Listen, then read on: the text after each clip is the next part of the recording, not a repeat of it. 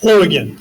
Today we are wrapping up our review of Gmail and we're going to start reviewing a little bit about contacts. And again, that won't take long. So make sure you take your time, work on your word bank. I'm going to give you some terms here in just a little bit and make sure that you understand what all these are.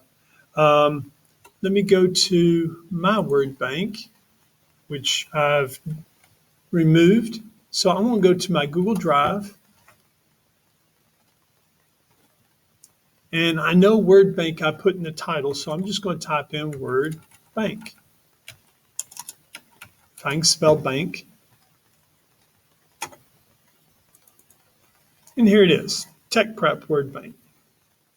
So we've got these 11 or more. Many of you will have more, and that's great. You should. I misspelled signature. There we go. All right, so let's add in label. Let's add in reunion. Let's put in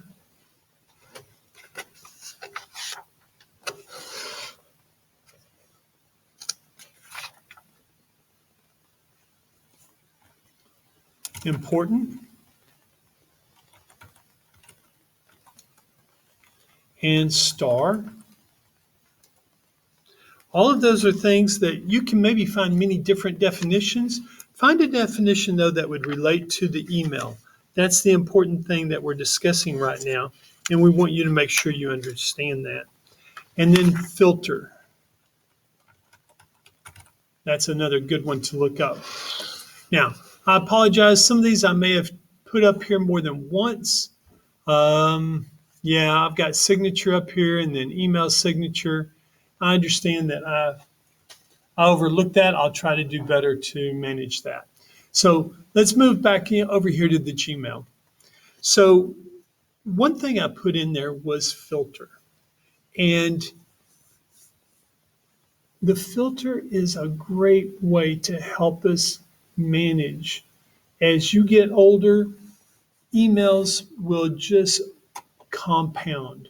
I know people that are getting 150 to 300 emails in one day. And for that much to be coming in, it's easy to get just flooded and overwhelmed. A filter can help you manage that. So let's look up here. Again, we're going back to settings, see all. Now remember, we've got the general, that's where we could play with our picture, but also your signature. If you want to go in and change up your signature, this would be a great time to do it. Especially some of you may realize that, hey, I did this back in the third grade and it still says third grade. Well, this would be a great time to go in there and change it. Just remember, any changes that you make right here, you need to make sure you come down here and save or you'll lose that. We talked about labels and creating a label. I had you create a label for called friends. Whether or not you kept it or not is up to you. And then what we're looking at right now is filters. A filter is where it's able to sit there and sort through the email for you. And I want you to look at this. Now, right here, this is where I've created a filter based upon you. I've created a filter with your student ID number at gcloud.tisd.org. So it should be able to just label it immediately that it goes to first period or third period or whatever period. It doesn't always work the way you want, and sometimes you need to create a new filter. So let's go up here and create a new filter. Now, again, you could do from or to, but typically if I'm receiving the email, it's going to be to me. It may be to other people also, so I rarely deal with the to, the subject line. Now, this I find important. Like I mentioned, I can go in here and put in first period. Now, all my students in first period, when you include that subject line, the filter is going to recognize, hey, I've got to do something with it. The challenge may be, though, is, it's got to be spelled correctly. I can't put period one. I can't spell out first as F-I-R-S-T because that would be different. It has to be done exactly like this. Now, it doesn't matter what comes after it. You can still put assignment and question, and you can put a lot of things after it, but it has to have this in there. Then I can create the filter. Now, once I create it, I've got several things I can do. I can skip the inbox and just go straight to the archive. I don't like archiving, so I wouldn't do that. I can mark it as read. I can star it. I can do all of those. I can apply a label to it. I can come down here and say, I want to put it in my first period label. Now I know where to find it. That's why I really emphasize I have to have a correct subject line, because if you don't do it correctly, I don't know where to find it other than in my thousands and thousands of emails, which isn't fair. I could delete it. No, we don't want to do that. I want to keep your work. Never send it spam. Choose a template. Always mark it as important. Never mark it as important.